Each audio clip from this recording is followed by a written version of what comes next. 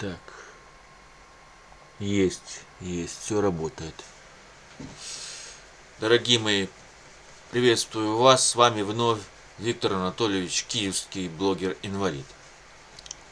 Ну что могу сказать, новостей хороших нету, проблемы с финансами, со здоровьем, все по-прежнему, ничего хорошего нет. Ну, скажем так, если взять по мелочи, недавно была мелочь. Один знакомый, хороший человечек привел мне небольшую совсем денежку, совсем маленькую. На карту денежку кинул мне.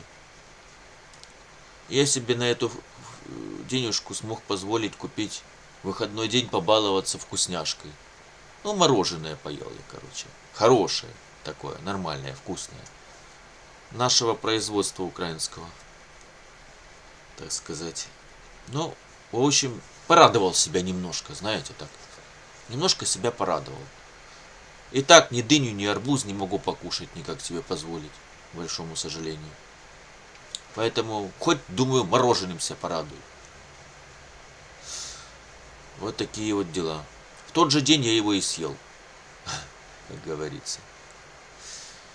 Долго не залежалось. Ну что, вот такая была радостная новость у меня вот на этих выходных, которые прошли уже. Ну и все, особо больше ничего такого, похвалиться больше нечем. Дальше печаль, денежку пытался собрать еще, у других попросить. Мне ж надо до пятницы собрать, я ж пособие еще не получу. Пособие я только получу, дай бог, если через 1,5 недели где-то, даже чуть больше. Если будет, то слава богу. Ну, в общем, понимаете. Ну, где-то так, приблизительно. Плюс-минус там. Так что нужно как-то мне протянуть. Вот я ищу дальше у знакомых там, местных людей, прошу помощи, чтобы мне помогли, пожертвовали денежкой. В общем, пока пытаюсь найти помощь. Немножко сложновато, я вам скажу. Очень сложно найти помощь у местных добрых людей. И найти таких благодетелей — это целая проблема. Чтобы мне кто-то помог выжить в этой тяжелой ситуации. Потому что, я напоминаю, на данное время у меня от моего пособия уже ничего не осталось фактически. Ни копейки. То есть сейчас я выживаю и держусь на, скажем так, помощи, сторонней помощи, добрых людей местных. Мне помогают, на карту переводят денежку, и так я могу себе позволить что-то соцработницу послать, допустим, в магазин, и чтобы она не купила что-то. В этот раз я сходил в следующий день, на следующий же день выходной, потому что мне помог-то человек на следующий же день. И я со знакомым попросил, он мне помог выбрать мороженое. Сходил со мной, помог мне, короче, человечек там один, знакомый, местный здесь, скажем, живет в моем дворе. Вы поняли, в доме моем. В общем, как-то так вот. Ну и вот так я смог полакомиться мороженым. Я мороженое вообще не ел давно уже, очень честно вам скажу. За все время я впервые только вот недавно мороженое поел. Можете себе представить? Да, вот так вот. Как-то так. Само собой, говорю, что за весь год, вот прошло сколько времени, я ни разу еще ни дыню, ни арбуз не кушал. Вообще ни разу. И не знаю, смогу ли в этом году покушать.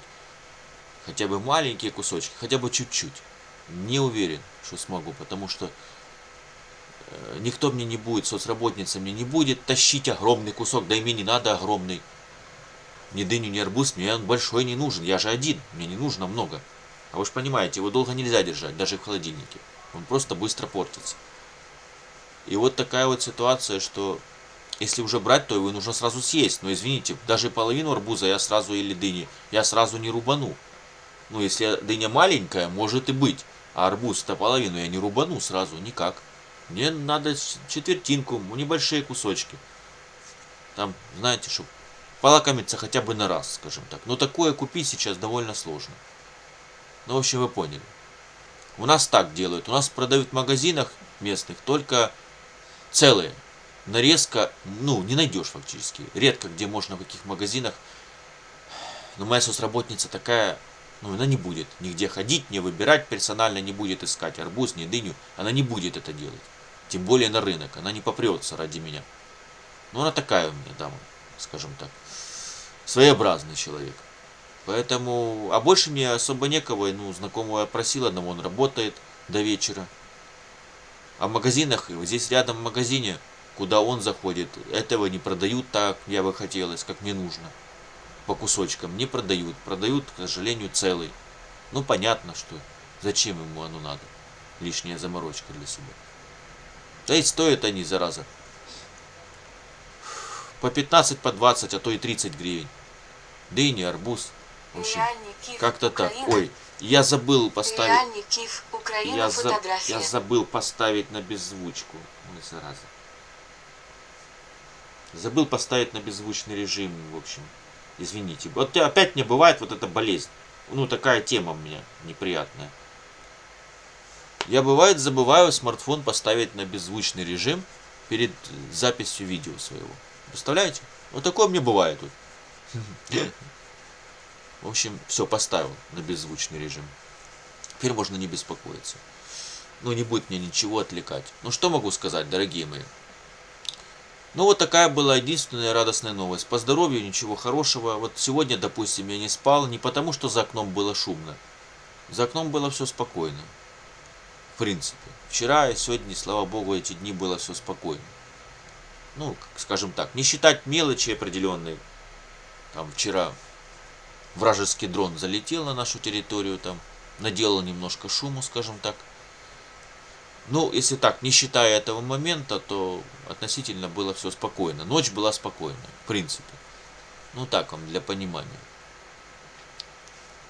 Но, есть одно но. Из-за моих сильных болей, поясницы, ног и зубов, я не смог поспать нормально и заснул только под утро, наглотавшись кучу обезболивающих таблеток. И вот так я смог, ну, заснуть, короче.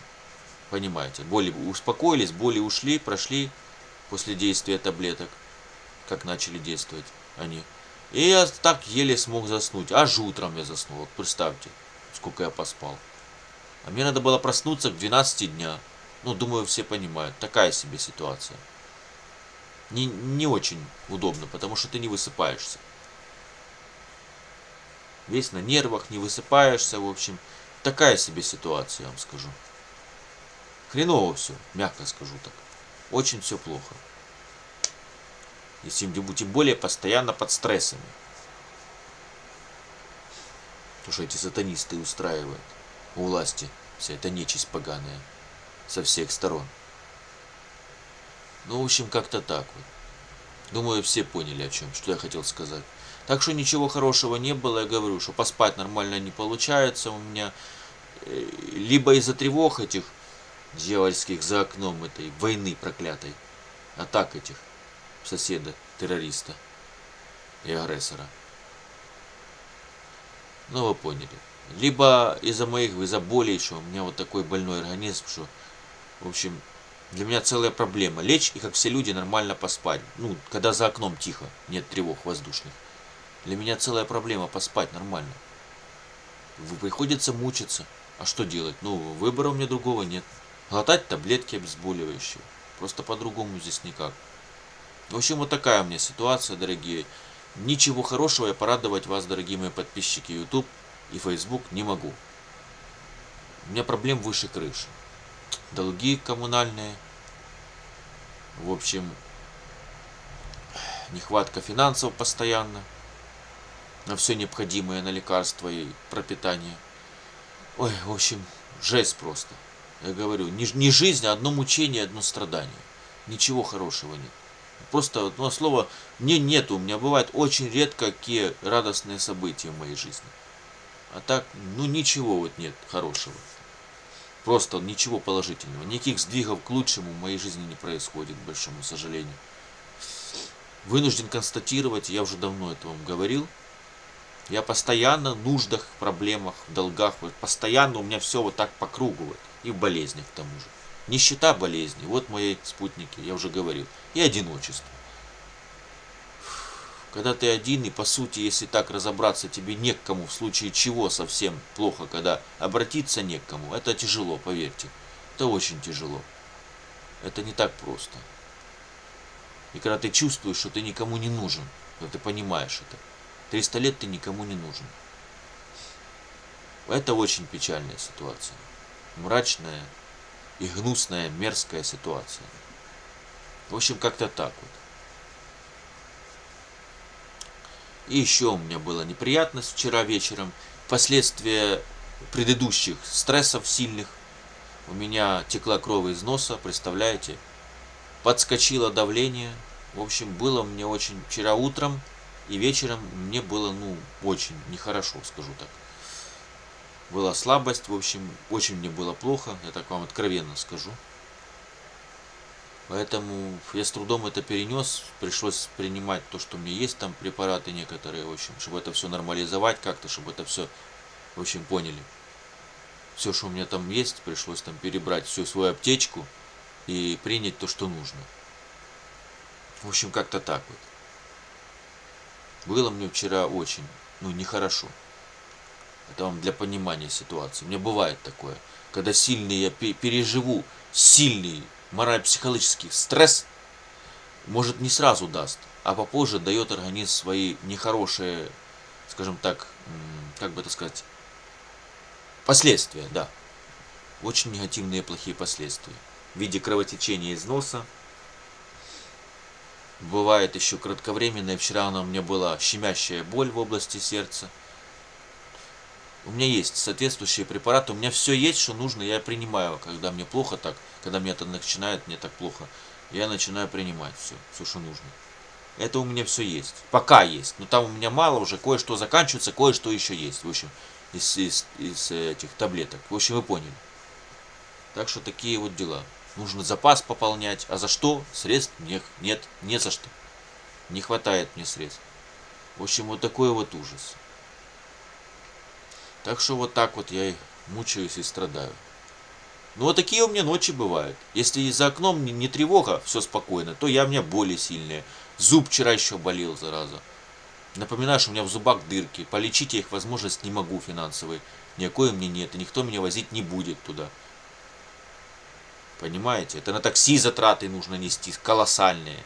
Это нужно, в общем, на работу стоматолога, на материалы. Это все, чтобы, понимаете, это все колоссальные деньжища. Для меня недоступная такая сумма, неподъемная. Это очень большие деньги для меня. А мне надо все зубы лечить. Вот все боковушки, какие у меня есть, все надо лечить, абсолютно. Потому что в большинстве из них уже дырки, повылетали пломбы давно. И я вот так, представьте, кушаю вот еле-еле. Где-то что-то укусил, ай, боль, болит зубчик. Ай, болит зубчик. И вот так я пытаюсь так двумя зубами передними кушать. Они еще у меня, слава богу, есть. Целые. И вот представьте себе, я пытаюсь вот так вот как-то мучаюсь, пытаюсь что-то там поесть нормально, чтобы не болели зубы во время еды. Когда кусаю, ими нельзя кусать, потому там болит сильно. Где дырки. В общем, вот такой вот ужас. Вот так вот я мучаюсь. Нормально даже покушать не могу. Я имею в виду, у меня и так нормальной еды самой как таковой нету, я не наедаюсь постоянно, я же уже говорил в предыдущих видео. А я еще не могу покушать по причине больных зубов. Вот такой вот ужас. И полечить мне их не за что. И возить мне никто не будет туда бесплатно, вы же понимаете. В стоматологическую клинику меня никто возить бесплатно не будет. А это надо много раз поездить. А представьте себе, какие надо иметь колоссальные затраты, какие надо понести, какие надо иметь деньги, какая сумма приличная должна быть, чтобы я мог себе позволить на такси поездить сколько нужно к стоматологу, чтобы меня полечили зубы и нормальные качественные материалы поставили, пломбы хорошие поставили. Но представьте, какие-то затраты нужны на стоматолога. Это очень прилично. Частные клиники сейчас стоматологические дорогие. У нас очень все дорого, я говорю. Даже скидки, их скидки не выручают. Абсолютно. Не спасают таких как я, малоимущих инвалидов. Это до печки-лавочки до одного места, в общем, вы поняли. Не помогают, не выручают. Все равно средств не хватает на это. Даже на один зуб, чтобы полечить. Вот такая вот печаль. Так что я не знаю, дорогие мои. Вот так вот я и мучаюсь и страдаю. Это я одну ночь привел свою в болях, мучениях. А представьте, у меня таких ночей много, поверьте. И нормально я поспать не могу себе позволить. Даже на выходные, когда даже за окном все тихо. Из-за этих сильных болей, что у меня вот возникают, того, что я выше описывал, я не могу нормально отдыхать. В общем, поспать не могу. Это чтобы вы просто понимали на секундочку. Боли жуткие, фантомные, адские, просто хоть на стену лезь. Страшные боли, ужасные. Так я вот мучаюсь. Ну, иногда кричу на всю, а что делать? Если боль сильная, я не могу терпеть. Мне больно, я и кричу. Когда я могу сдержаться, то держусь, а когда не могу, то бывает и кричу на всю квартиру. Соседям наплевать, им 300 лет на меня наплевать. Знаете, они будут рады, если я помру, как говорится. Как и мои родственники мерзопакостные, дьявольские. Так и эти тоже. Им всем на меня наплевать 300 лет абсолютно. Но у нас тут здесь так. Каждый за себя, каждый о себе только. Все. На всех наплевать на друг друга. Это чтобы вы понимали. Ну как-то так вот. Поэтому их, в принципе, им все равно. Что со мной здесь произойдет или что здесь будет у меня в квартире. Им наплевать абсолютно 300 лет всем. В общем, как-то так, просто для понимания. Только родственники ждут моей смерти, чтобы моей квартирой овладеть. Но ничего у них не получится. Выкусят эти сатанюки. Ничего у них не получится. Я уже кое-что предпринимаю, сейчас кое-что делаю, не буду разглашать, не буду рассказывать подробности, чтобы квартира моя, мое жилье не досталось после моей смерти моим родственникам. Я кое-что уже предпринял. В общем, как-то так вот. Она им не достанется. Вот как-то так вот. Ну, в общем, кое-что уже продумал кое-что. 18 часов. Вот такая вот ситуация. Так, надо прискориться. Не могу я долго говорить сильно. Мне нужно как-то все по времени уложиться. В общем, вот такая вот ситуация у меня. Так что в моей жизни никаких изменений к лучшему не происходит. Увы и ах, к большому сожалению. Поправляю волосы, напоминаю, я расческу не использую. По причине того, что у меня выпадают волосы при расчесывании. Поэтому я руками вот водичкой приглаживаю, там руками приглаживаю вот водичкой. И вот так я расчесываю волосы, вы представьте себе. Я не могу использовать расческу. Потому что выпадают пучки волос. Мне неприятно это. Я не представляю, как это неприятно. Ну, в общем, на руках не выпадают, когда руками расчесываю, а когда расческой все выпадать начинает. Ну, вот вы поняли, не держатся корни волос, не держат. Вот такие у меня проблемы в организме. Вот такая у меня нехватка витаминов, микроминералов. Я уже не раз говорил об этом. Ударение еще раз ставлю. Из-за слабого питания, которое социальная служба не в состоянии мне толком обеспечить. И мое пособие, мне не позволяет, мизерное пособие по инвалидности, не позволяет мне обеспечить себе нормальное пропитание на месяц. Я уже молчу там за день. Я в день кушаю один раз. И вот это все мизерные эти порции благотворительных обедов от социальной службы, я вот это раз в день кушаю. Это вам просто для понимания. А выходные еда быстрого приготовления. Думаю, все понимают, что этим не наешься. Как бы ты ни хотел, этим накушаться невозможно всем. Потому что это все ограниченное, это все очень мизерные порции, очень маленькие. Ну, я думаю, все понимают. Я бывает хожу, зараза, за стенки держусь. Вот бывает такое. Слабость накрывать начинает. В общем, вот так вот мне хреново бывает. Было и падал, бывало. Сознание терял. В общем, вот так все хреново, вот такая дьявольщина творится, так эта сатанинская система над нами издевается. Над такими больными людьми, как я. Не полечиться, нормально не пропитаться, ничего не можешь себе позволить. Вот такой вот ужас. Я еще раз констатирую, что творится. Страшный геноцид творит эта сатанинская система. Не дают нам жить спокойно на своей земле. Ни спокойно, ни стабильно, ничего не можно. Невозможно нормально. Постоянно под стрессами. Они ж постоянно нас держат в такой вот, знаете, как говорится, мандраж такой, как у нас говорят. Это стресс, повышенный стресс. Постоянно нас держат, пугают. Ужасы и такие рассказывают, в общем. Эти дьяволеныши, эти, дорвавшиеся к власти. В общем, как-то так. Специально все запланировано. Там давно уже масоны все, я же говорю, все давно запланировали эти мировые сатанисты. Как здесь население сократить. Как нас всех загнать в могилу, как можно больше. Вот все и делается так, чтобы ты ничего себе не мог толком позволить. Чтобы ты постоянно был в нищете, не доедал, не досыпал. Вот все делается вот так. Постоянно. Это все целенаправленно делается, дорогие мои. Это не просто так все, это не совпадение, нет. Вот такой вот ужас. Я повторял уже, еще раз говорю.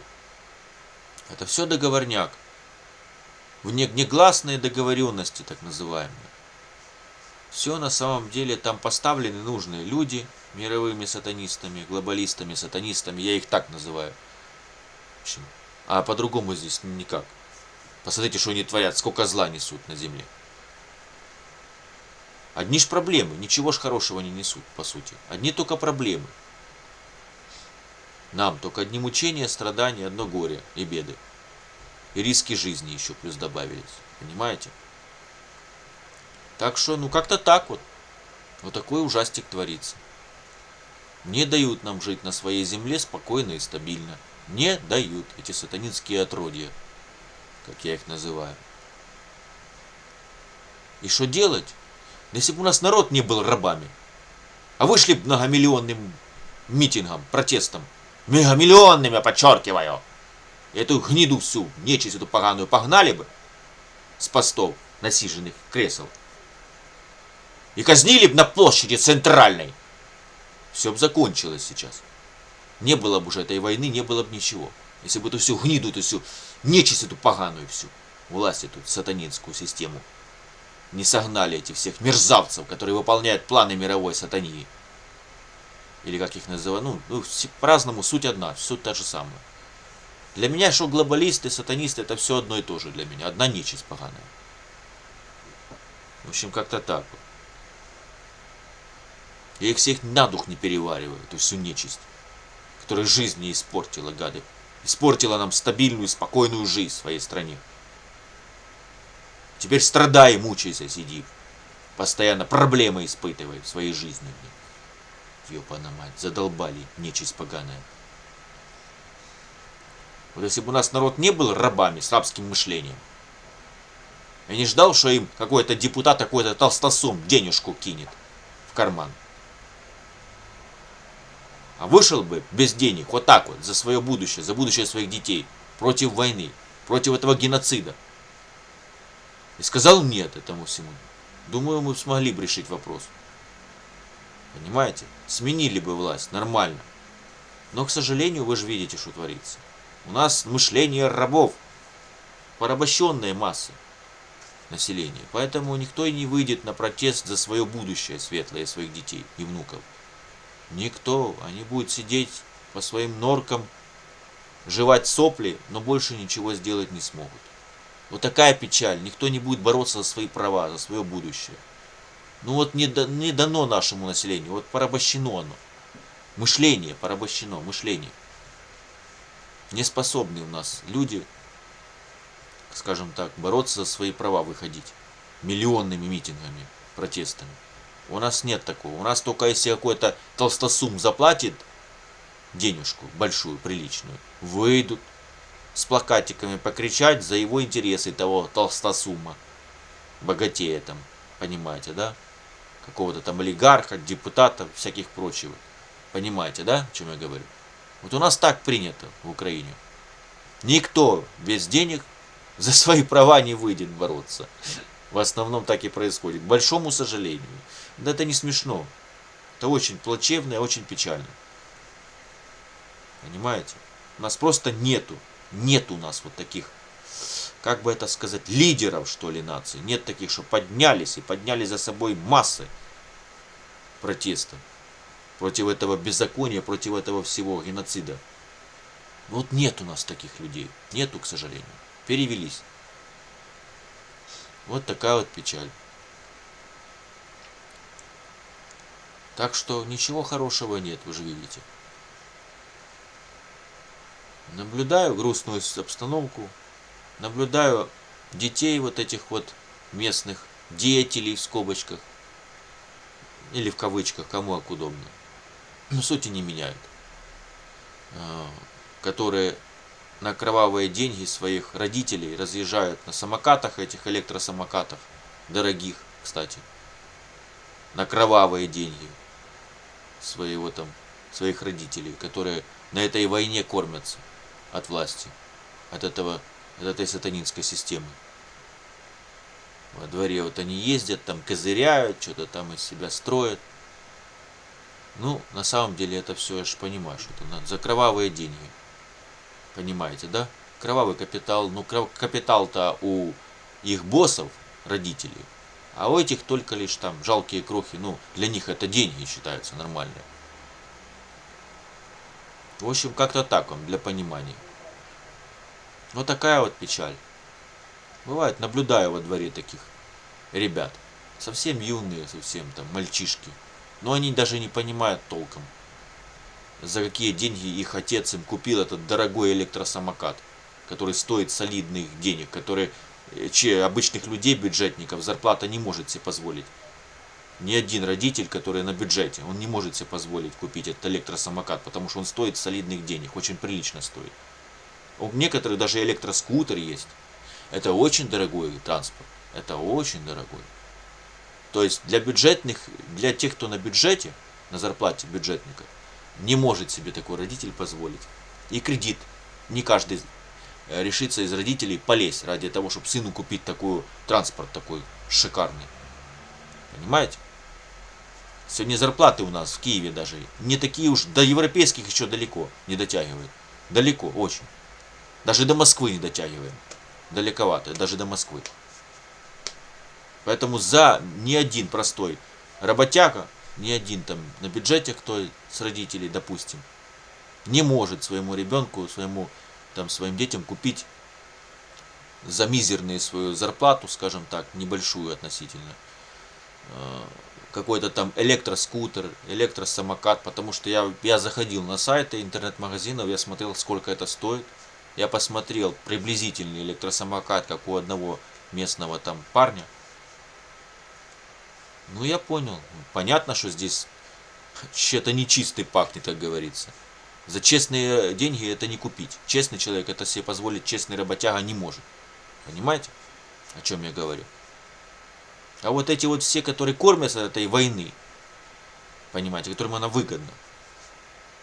Ну, вот поэтому и за кровавые деньги купил своему сыну. Ну, я так, к примеру, просто, отец. Электросамокат. В общем, как-то так вот. Это вам просто для понимания. То есть у нас есть лица, которые люди обычно, ну как бы с населения, как бы из таких, как я, вот с простого народа, ну здоровые, правда, трудоспособные, которым выгодна эта война, потому что они кормятся от этой войны, еще раз говорю. Им платит эта сатанинская система приличные деньги. Ну за какие-то там услуги. Поняли, да? За какие-то там определенные там делишки, связанные с, в общем, вы поняли, с этой проклятой войной. Вот они за это вот ухватились, им наплевать на все последствия, на все остальное, в общем, вы поняли. И они получают деньги эти кровавые, даже не задумываясь вообще. У них и совесть не кричит, ничего у них нету ничего, ни стыда, ни совести, ничего. Они спокойно готовы эти кровавые деньги брать, зарабатывать вот так на войне, понимаете, да, о чем я говорю, на горе других людей. И себе просто вот, знаете, делать вид, будто все хорошо, будто это все нормально, будто это естественно. Я уже молчу за псевдоверующих, ну, искаженных христиан, у которых искаженное учение, которые эту войну тоже поддерживают и во всю глотку орут, развивая вражду и ненависть в обществе, по сути. Это вам просто для понимания, прикрываясь Богом. Вот такой у нас ужас, что творится. Я знаю христианские радиостанции, ну вот, одну я часто слушаю, бывает, ну слушаю, время от времени. Для любого здравомыслящего человека слушать то, что они там втирают, внедряют в мозги верующим людям, это просто, ну, невыносимо нам долго. Я не могу это долго бред тот слушать, который они там несут на той христианской радиостанции. Все пропитано, во-первых, русофобией, во-вторых, пропагандой войны. Ну, они не прямо уже откровенно пропагандируют, они так, завуалированы, но для любого здравомыслящего человека понятно, что они пропагандируют войну. Понимаете? Вражду, ненависть сеют в обществе. И это христианская, так называемая христианская радиостанция. На всю страну известная. Звучит со всех, как говорится, утюгов фактически. Понимаете? Вещают везде, в интернете, у них выделена им частота радиовещания на FM-диапазоне. В Киеве там и других в нескольких регионах Украины. Чтобы вы просто понимали, дорогие мои, что творится. И они абсолютно спокойно, без зазрения совести, пропагандируют войну, развивают вражду, ненависть, русофобию, плюс ко всему. В общем, вот это все демонические, эти все явления, они абсолютно спокойно это все развивают, как ни в чем не бывало, как будто бы это нормально. Ну, вы поняли, да? И люди неверующие, которые это слушают, бывает, попадают там и общаются с подобными христианами в скобочках или в кавычках. Они делают вывод, а зачем мне такому богу жестокому, злобному служить, тирану такому? Что ж это за христиане за войну, ну так зачем оно нам надо такое? Ну, любой человек неверующий начинает задумываться. Не, ну есть, которые не задумываются, а некоторые все-таки задумываются. Ну а зачем мне такому богу жестокому, злому служить? И приходится им объяснять, что они не служат Богу настоящему, они в заблуждении, они во тьме, во мраке. Вот эти вот христиане. Они искаженное у них учение, это ложная религия. Они не знают, кому вообще служат, они не знают, кто их господин, как его зовут, они не знают. Понимаете, да? Трехголовому змею служат, по сути. В общем, как-то так вот. Верят в всякую глупость, которой в оригинале Писания не было и нет. В общем, все перекручивают, подтягивает Библию под себя, подстраивает, как ему выгодно, вырывая места Писания из контекста, искажая даже места Писания. Или подставляя даже. Понимаете? Нужный перевод, в нужное во время перевода, нужный текст, нужные слова, подставляя просто. Вот что делает ложная религия. Под видом христианства. Ну, в кавычках, короче. В общем, как-то так вот. Вот что творится, дорогие мои. Так что делаем выводы. Столько появилось, по сути, служителей Антихриста во власти этого злого, хитрого этого врага человечества, сатаны. Сколько людей во тьме, во мраке.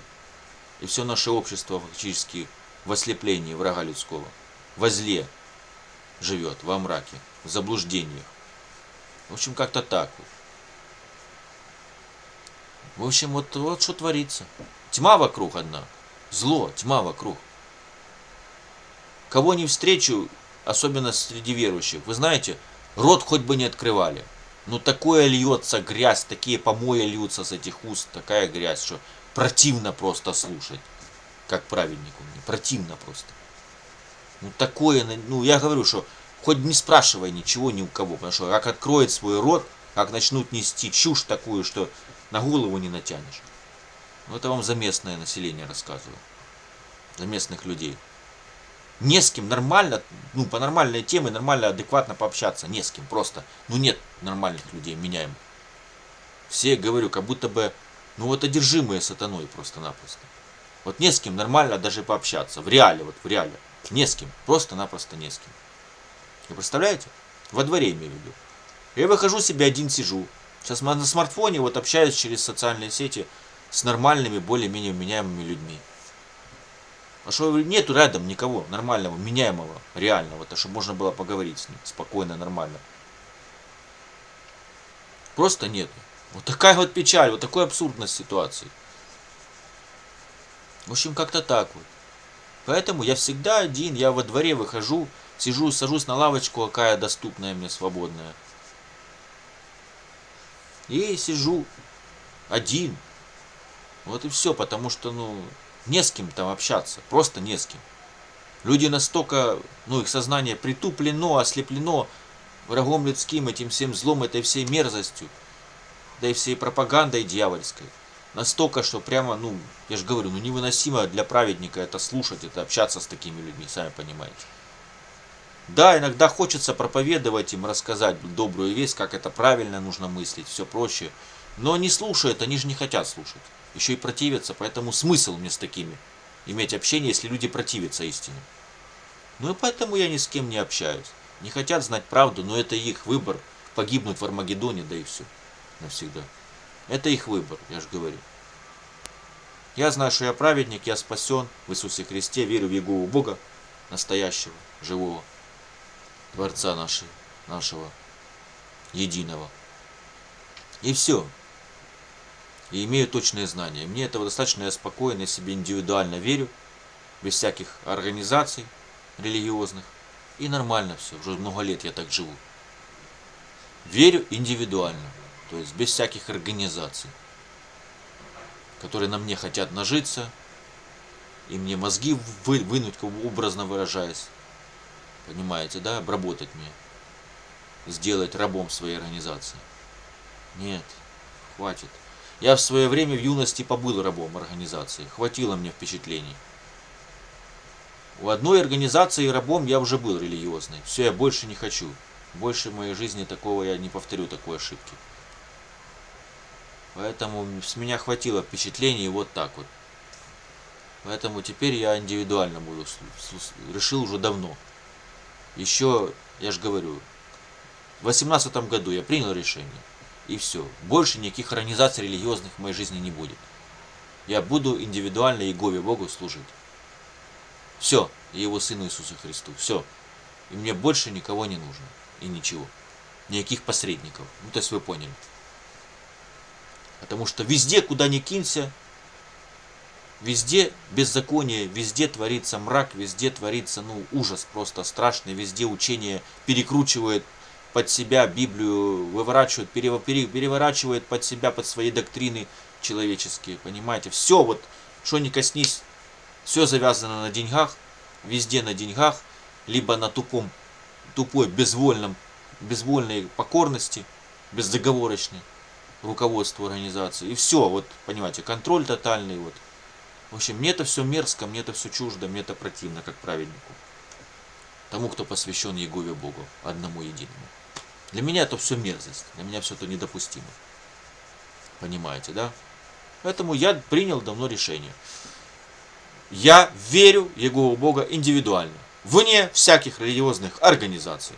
И мне никакой посредник для этого не нужен. Вот так-то так. Все. Вот такое я принял решение в своей жизни. И так буду им до конца дней своей жизни буду следовать.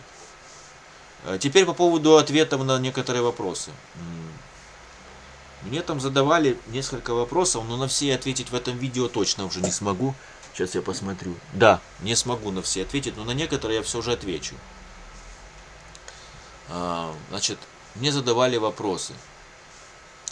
Вот предыдущее видео, там один подписчик смотрел, но он нашел меня, вышел на меня на Telegram в личку, и в личных сообщениях в Telegram мне задал вопрос один из подписчиков YouTube канала.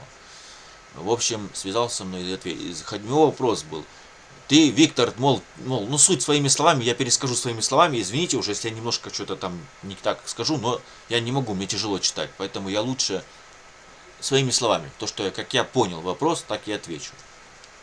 Виктор, мол, ты в видео ты говорил, что в недавнем видео ты говорил, что с братом жил, и брат тебе не давал дома кушать.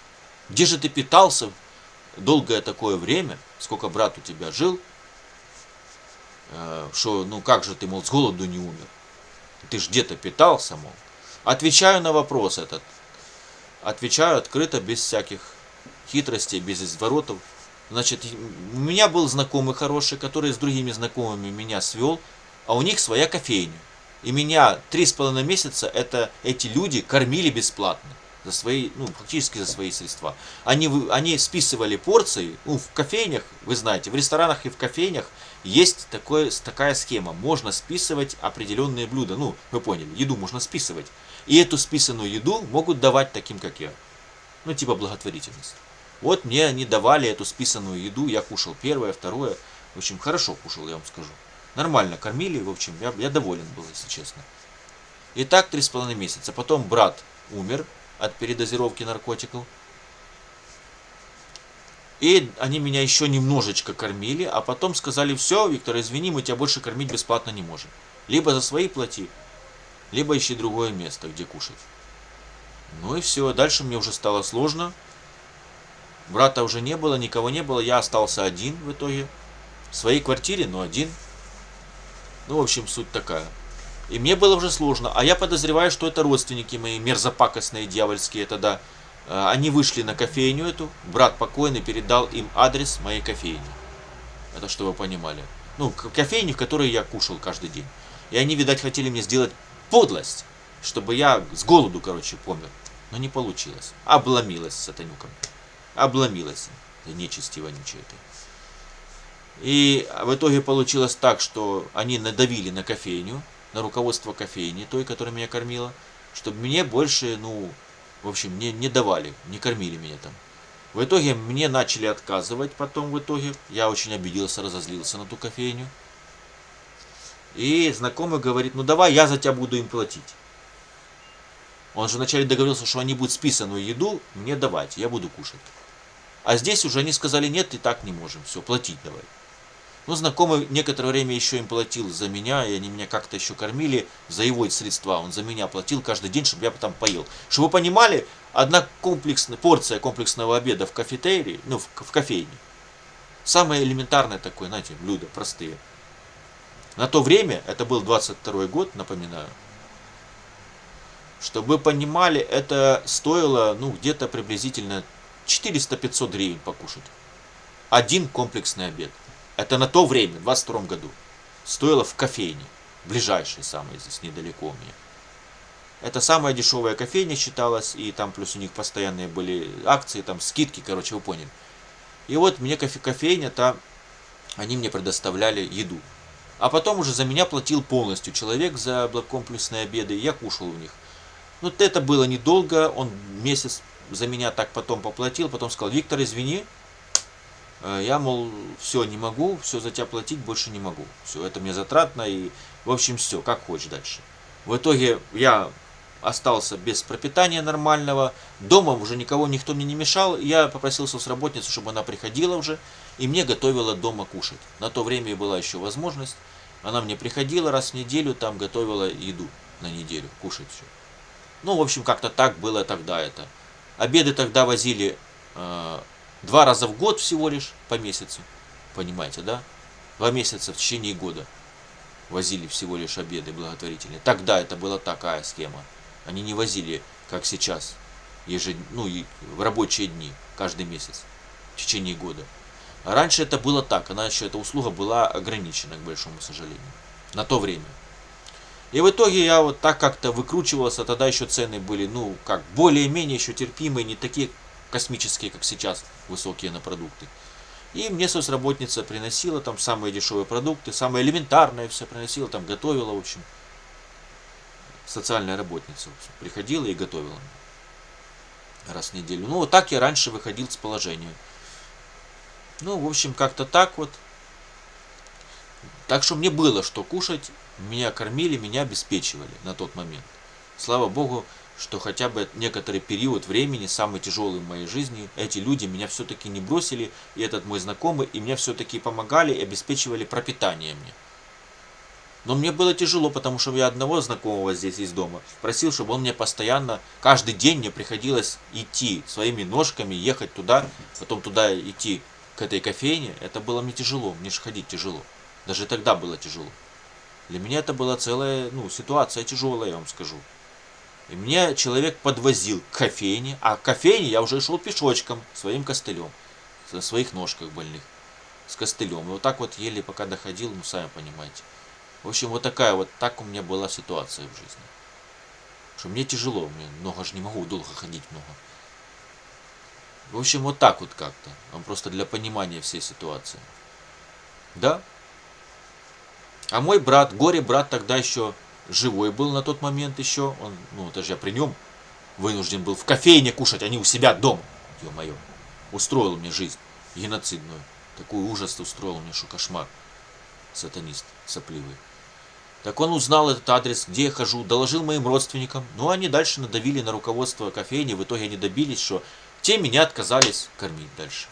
Ну, в общем, как-то так. А потом уже и для знакомого моего, который за меня оплачивал, создали проблемы. Видать, те узнали, родственники мои, что за меня платят, и я кушаю там все-таки, продолжаю кушать. Я бы не потянул. Я по своим копейкам, свое пособие, даже потом, по тем временам, я бы не вытянул. Извините, каждый день по 400-500 гривен за комплексный обед, извините, в кофейне я бы не вытянул бы. Я по своим деньгам бы, эти копейкам, свое пособие, я бы не смог бы. Понимаете, мне бы средств бы не хватило просто моих. Не с моим мизерным пособием по инвалидности. В общем, как-то так. Ну, вы поняли всю ситуацию. Ну, вот так, вот такой был период, я вот так прошел его. Сейчас этой кофейни нету, ее убрали с того места, где она находилась раньше. Сейчас там вообще ничего нема, там сейчас нету, там растения там посадили, в общем, типа сделали такой красивый, маленький такой палисадник, что ли, как это назвать. В общем, вы поняли.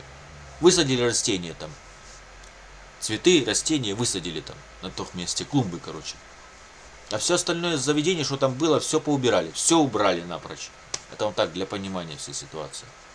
Как сейчас это состоит, то место. Так что той кофейни уже нет на том месте, на данное время. 26-й год. Нет уже давно. Ее уже убрали оттуда. В общем, как-то так вот. Ну, что еще могу сказать? Какой еще был вопрос? Сейчас вспоминаю, какой еще был вопрос. Я ответил на этот вопрос тому подписчику. Надеюсь, я удовлетворил ваше любопытство. Уважаемый Григорий, да? Кажется, вас так там зовут. Ну, в общем, да. Так, следующий вопрос был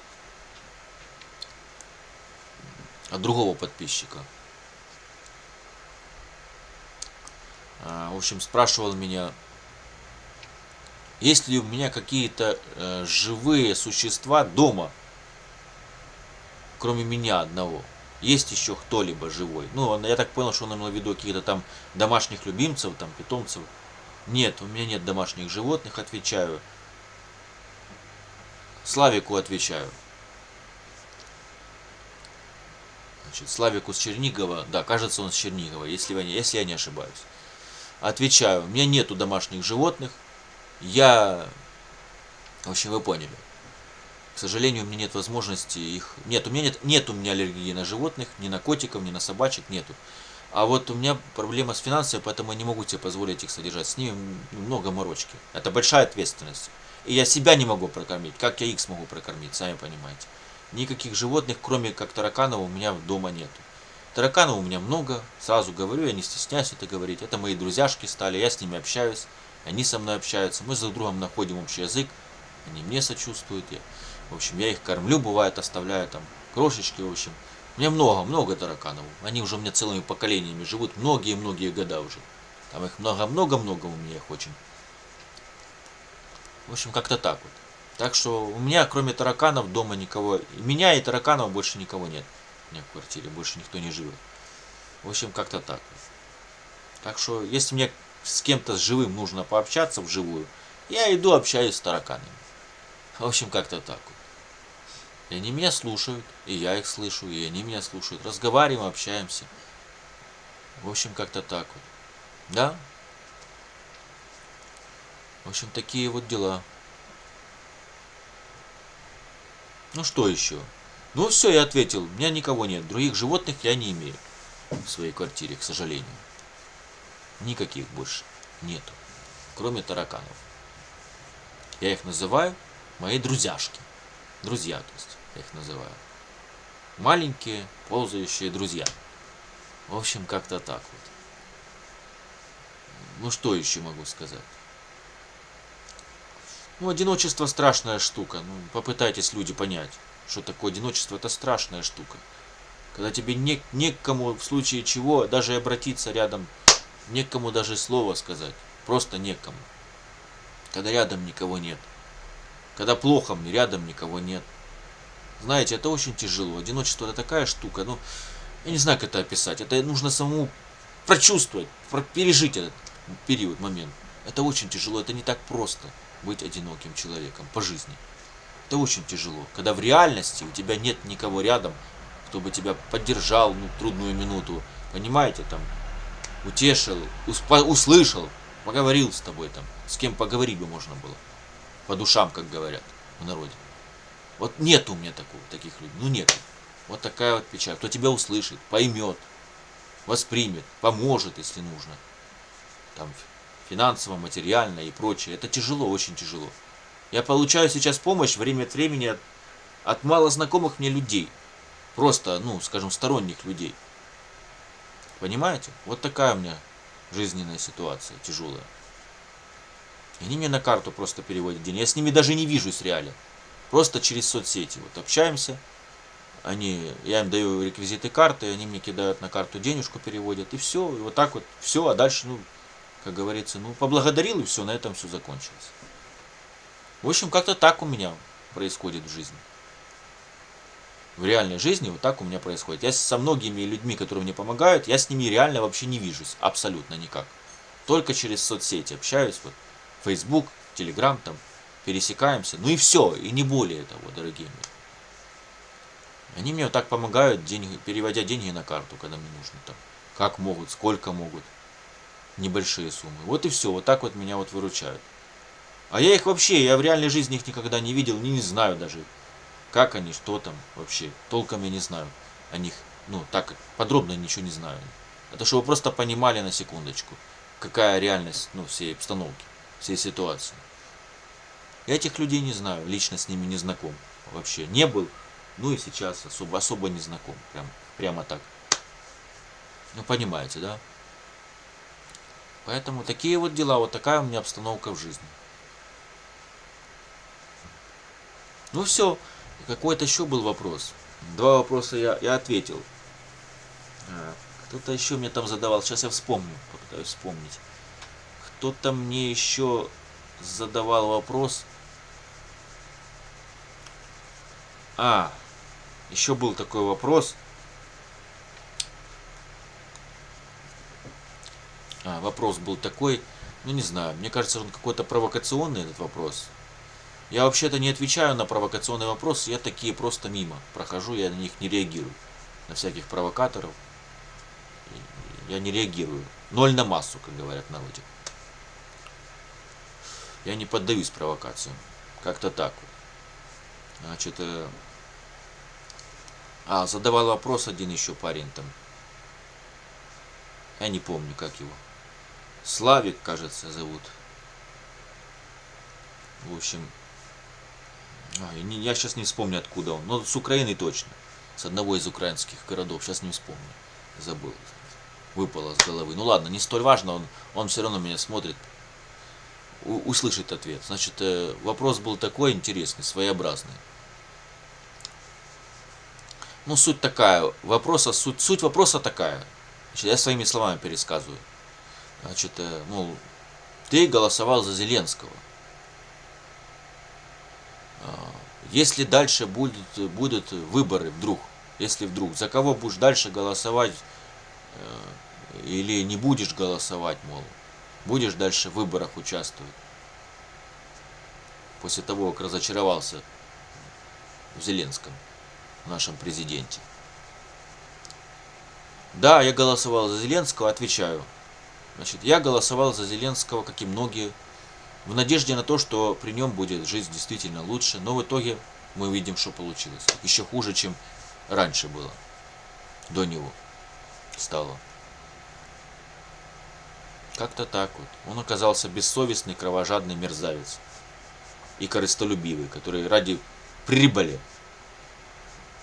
от Запада готов, как говорится, пожертвовать миллионами жизней своей страны, так сказать, своих сограждан. Вот что я о нем думаю. Мерзавец, редкостный мерзавец. Лгун и подлец. Вот что я могу сказать. Он не желает добра народу нашему. Он не хочет. Он выполняет поручения мировых сатанистов. Вот этих глобалистов-сатанистов. Чтобы сокращать наше население. Чтобы устраивать здесь геноцид. Вот такой вот ужас. Он слуга сатаны, как и все остальные, кто сейчас у власти. Это все слуги сатаны, к большому сожалению. Ничего хорошего они нам не несут. Видите же, одни проблемы, посмотрите. Одно горе, одни страдания. Одни стрессы, ничего ж хорошего нет.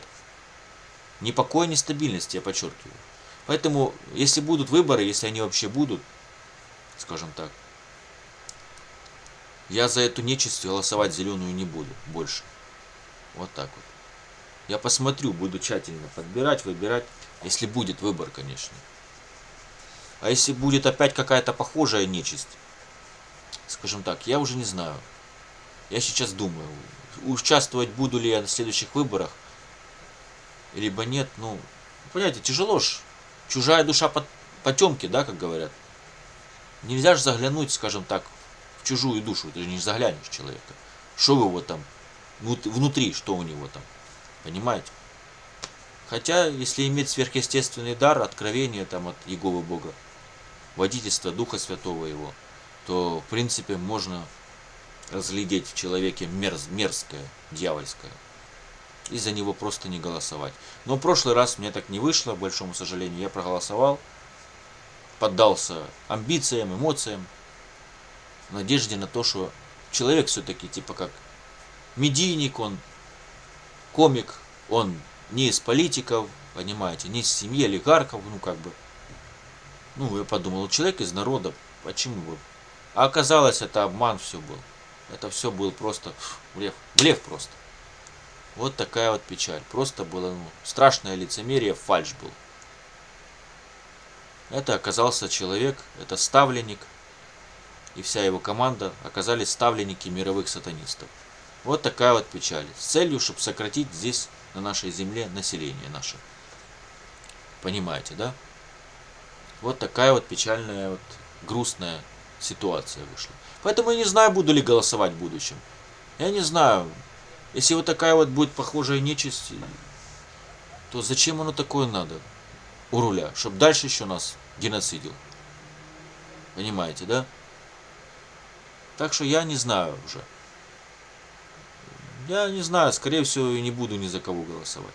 В следующие выборы, если вот похожая картинка будет вот такая вот окажется, не знаю. Но здесь тяжело предугадать наперед, какой будет человек после выборов. Понимаете, здесь выборы это ж дело такое, это тяжелый момент. Ты не можешь, ну вы же понимаете, невозможно ж человека насквозь разглядеть, на расстоянии тем более большом. Хотя есть такие лица, я знаю, обладали таким даром сверхъестественным, которые могли человека вот по фотографии могли определить вообще его натуру всю, что у него там внутри. Ну поняли, да? Вот там в голове, в мыслях. Вы представьте себе.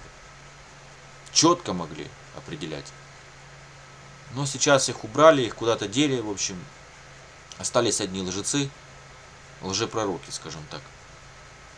Всякие лживые прорицатели. А настоящих убрали куда-то подальше. В общем, с публичного пространства вообще убрали напрочь. Они сейчас все затихли, вы же видите, все замолкли. Потому что сатанинской этой системе не нужно, чтобы вещали открыто там, ну, где-то на официальных подиумах, где-то там, понимаете, да, праведники, правильные люди, которые действительно видят, ну, вы поняли, в русле Бога живого. Им такие не нужны наверху, понимаете, чтобы вещали там сверху. Такие им не нужны. Поэтому всех этих лиц поубирали, всех этих людей, нигде вы сейчас не услышите настоящих провидцев, скажем так, пророков, вы сейчас нигде не услышите. Увы, их нету, просто-напросто нет. В обществе.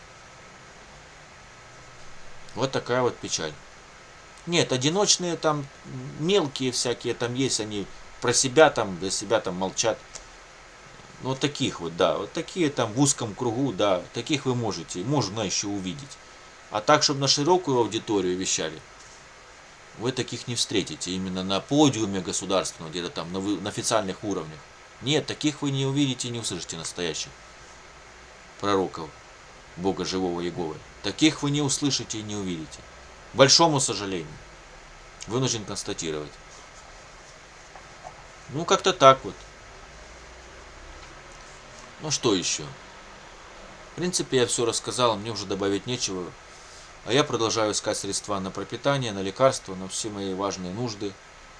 Потому что вообще моя нервная система, моя вообще психика, мое физиологическое состояние организма оставляет желать лучшего. У меня столько проблем по здоровью, что мама не горюй. В общем, кошмар просто. В общем, вы поняли всю ситуацию, что творится. В общем, как-то так. Ничего хорошего особого, ну, нету. Одни мучения и страдания, больше ничего. Буду заканчивать, в принципе.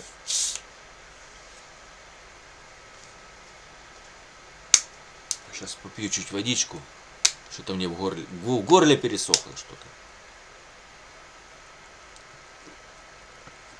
Ой, ой, фу. Отлично.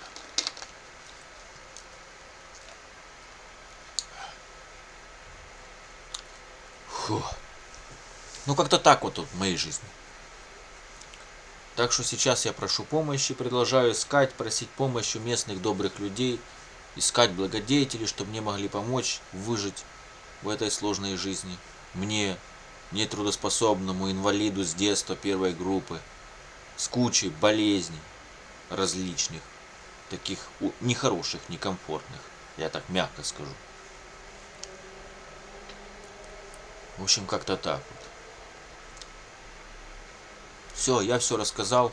Ну, добавить не особо нечего. Вот такие мне ответил на вопросы подписчиков моего YouTube канала. Ну, я взял, только выбрал 3. Их на самом деле, их было там, ну, чуть-чуть больше, но я убрал провокационные. А вот такие я взял, как говорится. Ну, вы поняли. В оборот и вот ответил. Заранее проработал ответ до записи видео. Я готовился. Ну, именно ответы готовил. И вот я все рассказал, ответил, в принципе. Вот так я вот, видите. Ну, сейчас сижу дома, никуда особо не выхожу сам. Дальше дома не могу никуда идти. Сейчас целая проблема, в общем, мне.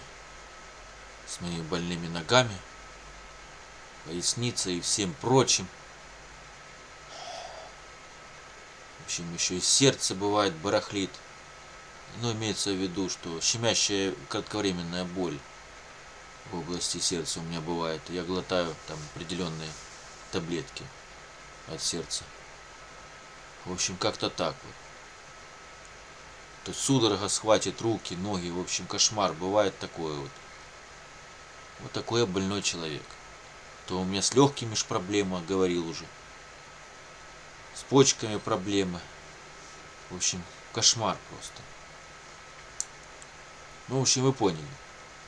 У меня целый букет болезней этих.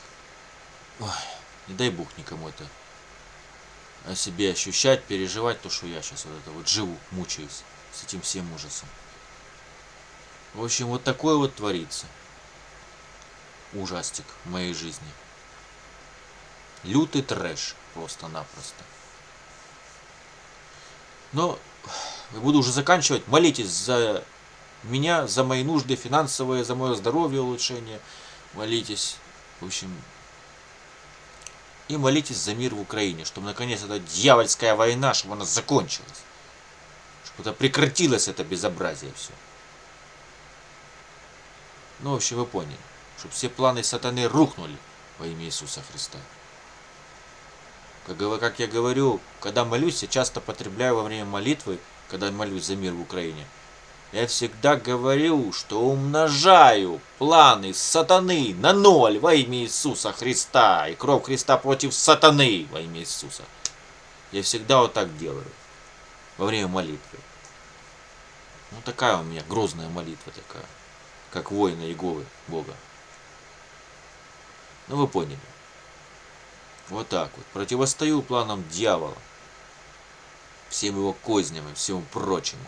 Так должен нормальный верующий молиться. Настоящий верующий так и должен молиться. Ну, в общем, как-то так вот.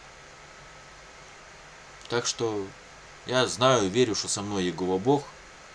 Ну, если вдруг, не дай Бог, в очередной атаке, когда это на город мой будет атака, не дай Бог.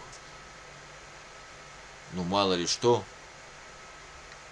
Я там погибну, не дай Бог. Я не переживаю за это особо.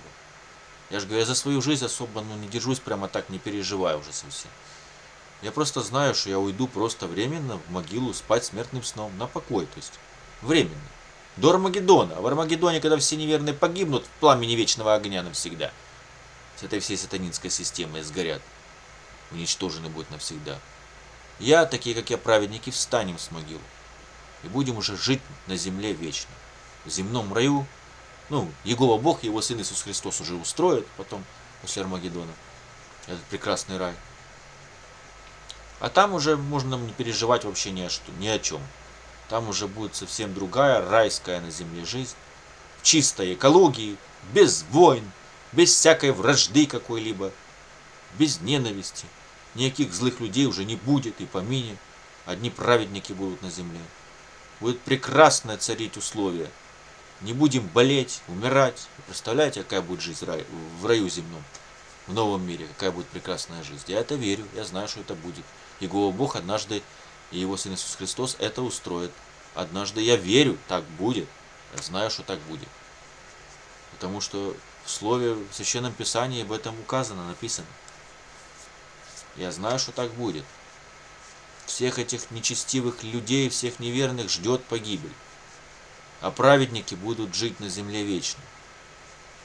И насладятся множеством благ, как говорит Священное Писание.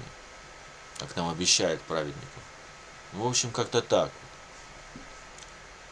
Так что я просто знаю, всей этой нечестивой системе, понимаете, ей осталось не так уже долго. Она скоро свое и живет, скоро будет уничтожена навсегда. Понимаете, да? Вот как-то так вот. Так что суд Иеговы Бога уже готов. Уже готов. Давно. Поэтому каждый ответит в свое время за свои грехи, за свои преступления. Ответит перед Иеговой Богом. Обязательно это будет. Так что пусть некоторые умники не думают, что они смогут избежать суда от Иеговы Бога. Нет, не получится. Отвечать придется за свои преступления. В общем, как-то так. Все, я буду заканчивать. Уже очень долго говорю. Прошу прощения. Я сегодня, видите, опять затянул чуть-чуть долговато. Но я вам рассказал о своих ситуациях. В общем, тяжело. Сейчас собираю денежку на пропитание, на лекарства. В общем, как-то так. Так что обманутых сатаной хватает. Но мы, праведники, должны доносить им, насколько это возможно, свет истины, доносить им добрую весть спасения. Приводить их к покаянию, к раскаянию. Но, правда, бывает некоторые настолько уже отверделые в этой дьявольской пропаганде, что их бесполезно с ними работать, с их сознанием бесполезно. Я уже убедился, такие есть, к сожалению. Они себя уже определили на погибель, скажем так. Сами определили сознательно себя на самоуничтожение. Ну, скажем так, идут к погибели. В общем, как-то так вот.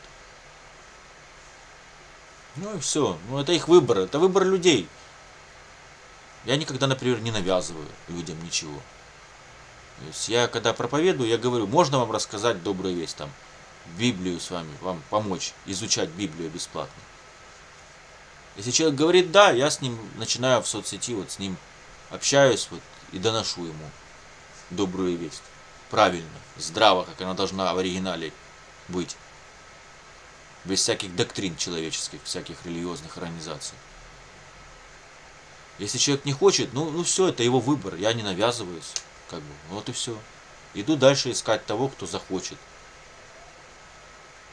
В общем, вы поняли. Воспринять добрую весть. Как-то так вот, дорогие мои. Все, я все рассказал, мне уже добавить, особо нечего, в принципе.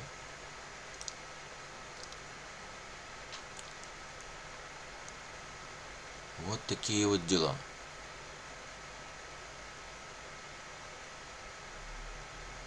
Все, буду прощаться. Значит, вы поняли, за что молиться.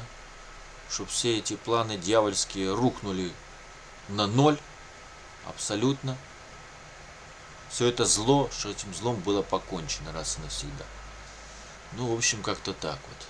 За что нужно молиться.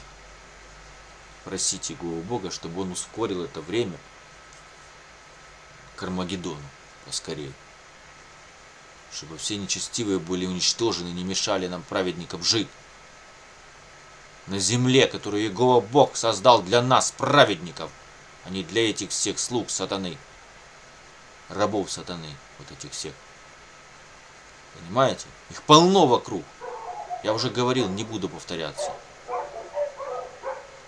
Как не посмотришь, каждый третий во грехе, каждый третий в заблуждении, каждый третий во тьме, во мраке живет, не зная истины, еще и противится истине. И такие есть.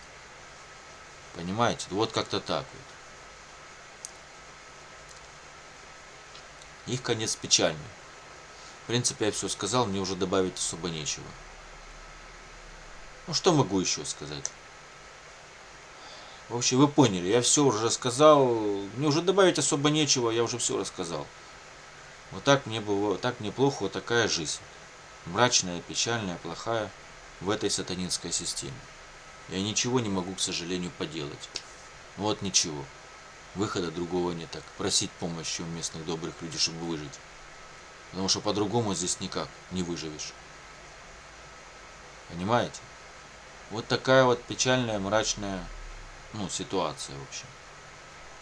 Напоминаю всем еще раз, кто забыл, может, с моих подписчиков напомню еще раз.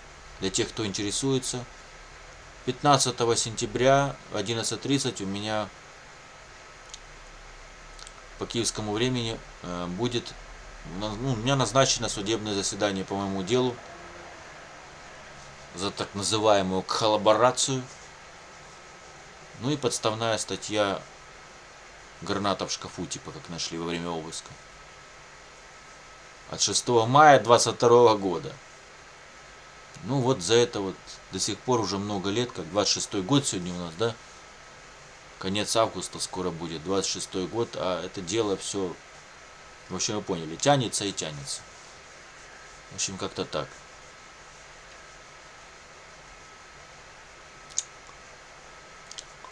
В общем, вот такая вот ситуация, не знаю, будет ли это дело, не будет. Но, скажем так, у меня на всякий случай там кое-что готово. Ну, вы поняли. Если эти сатанинские отродья посмеют против что-то там такое замутить против меня, у меня готово кое-что. Для них сюрприз неприятный. В общем, да и международных правозащитников я предупредил уже, они знают. Я уже сказал, когда у меня там заседание, все, они уже все знают, они за этим будут наблюдать. Как точно, я не знаю, потому что видеозапись-то на всю общую это не ведется особо. Но как-то они будут знать, как-то все мои ситуации, все они знают. Они наблюдают за моей жизнью, в общем, фиксируют, все знают. Международные правозащитники. В общем, как-то так вот. Я их уже предупредил об этом. Всем, короче, как-то так. Ну все, в принципе. Там поживем, увидим, посмотрим, как оно все будет. В общем, все, дорогие. Я напомнил.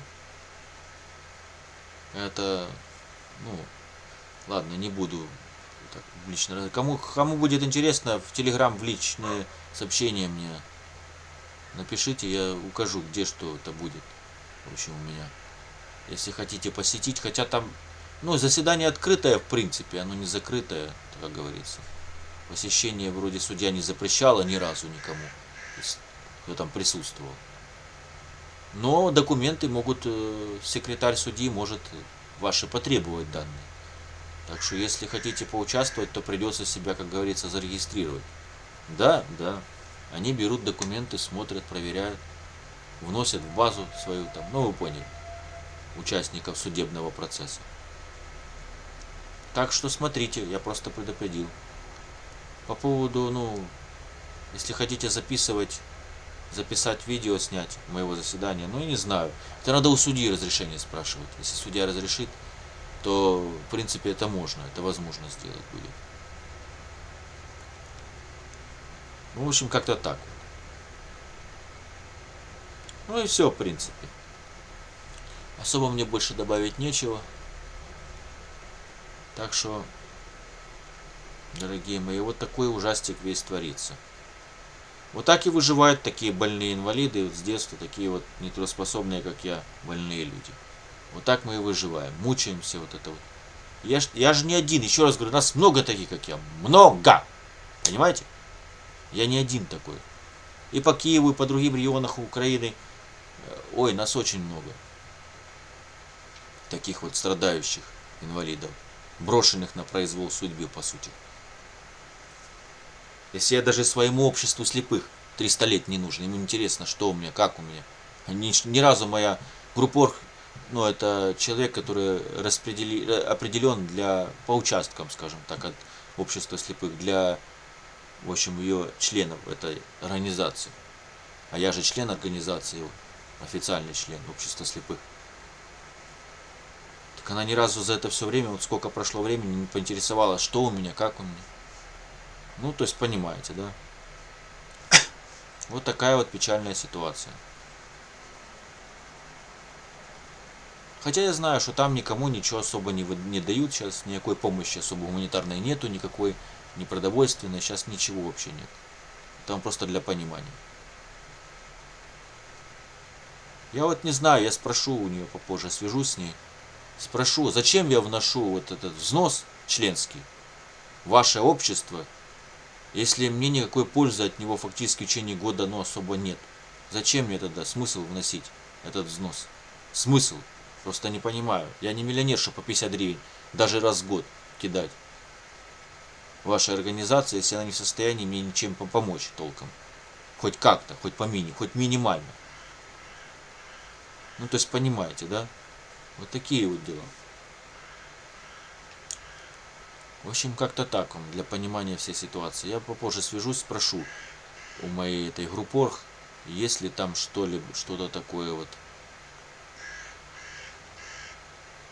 для нас вообще, инвалидов. Предусматривается ли что-нибудь хоть будет в этом году или нет, потому что уже должно быть в прошлом году так и было, летом, в прошлом месяце было, чтобы вы понимали, было там нам выдавали, ну, скажем так, продуктовый паек выдавали от общества слепых, выдавали, она привозила мне, моя группорг, все, я заканчиваю. 19 часов.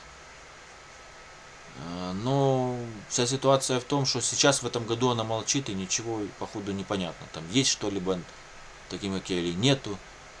В общем, вы поняли всю ситуацию, да? Не, у меня есть все контакты, начальство, общество слепых. У меня все есть, руководство, у меня выходы, все есть, все телефоны. Я могу в любой момент набрать и узнать, что к чему, что есть, чего нет. Что там вообще. Для меня не проблема, в общем-то. В общем, вы поняли всю ситуацию. Как-то так вот. Вот такая вот у меня печалька. Но напоследок, я уже хотел заканчивать, да? Напоследок по поводу социальной службы, ну, ой, по поводу генеральной уборки ею мне. Здесь большая проблема, я же говорю. В прошлом видео я объяснял, не буду сейчас подробно рассказывать. Это проблема, оказывается. Не знаю. У них нехватка бюджетных средств, нехватка людей, сотрудников социальной службы.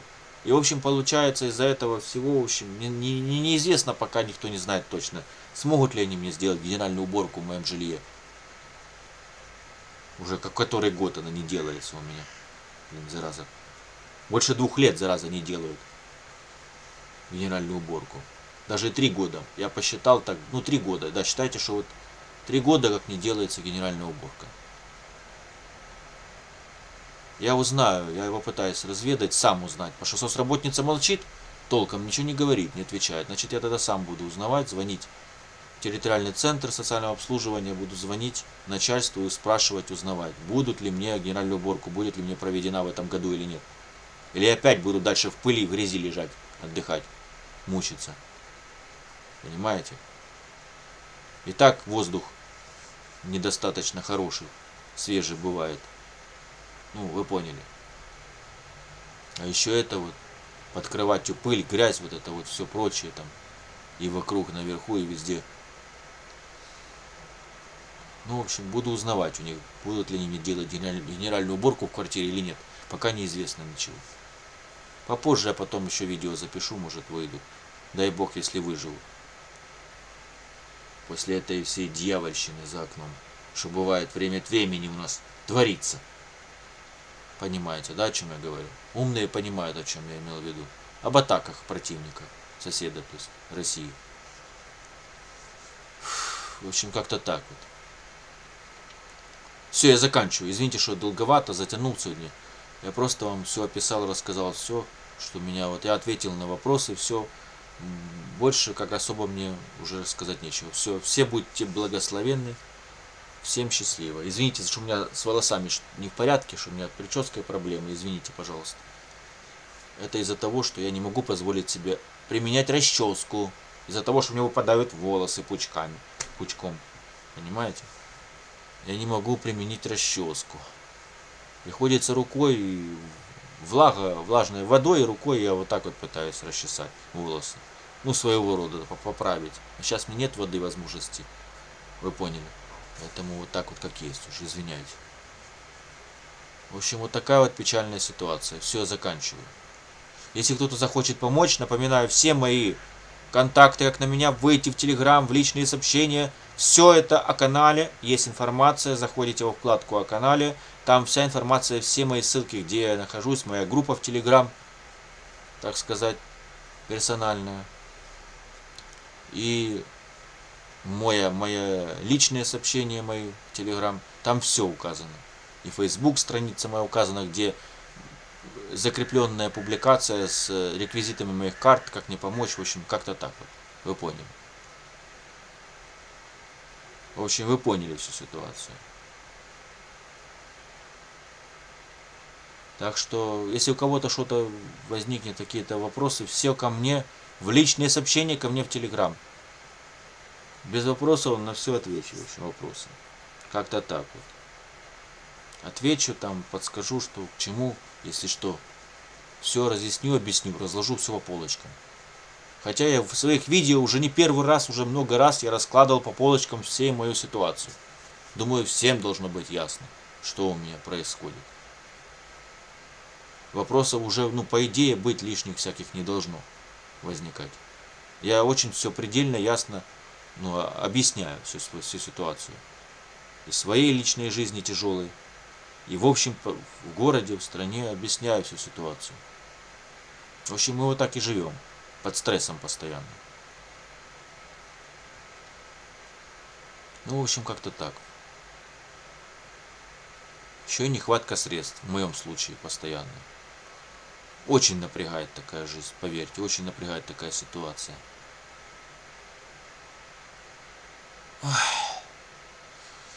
В общем, как-то так. Все, будьте все благословенны. Всем счастливо. До следующих моих видео. Аминь.